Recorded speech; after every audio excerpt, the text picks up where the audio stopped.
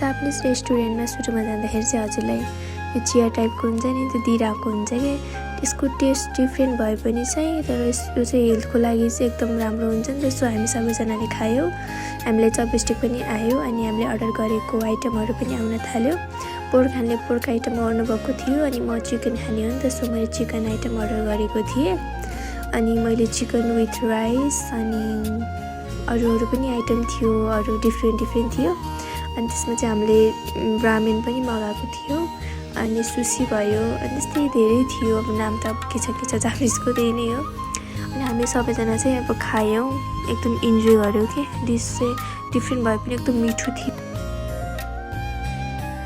छुट्टै कि। अनि त्यहाँको भाँडाहरू कति राम्रो हुँदा नि, वाउ, अनि पेन्टिङ कस्तो राम्रो कि भाँडाहरू त म घरमै लगेर जाउँ जस्तो भएको।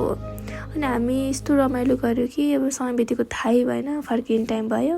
क्रिसमसको ट्री पनि रहेछ क्या, कस्तो राम्रो, वा झिलिमिली बलिरहेको। अनि हामी भिडियो पनि लियौँ। यस्तै गर्दै हाम्रो आजको दिन पनि सकियो।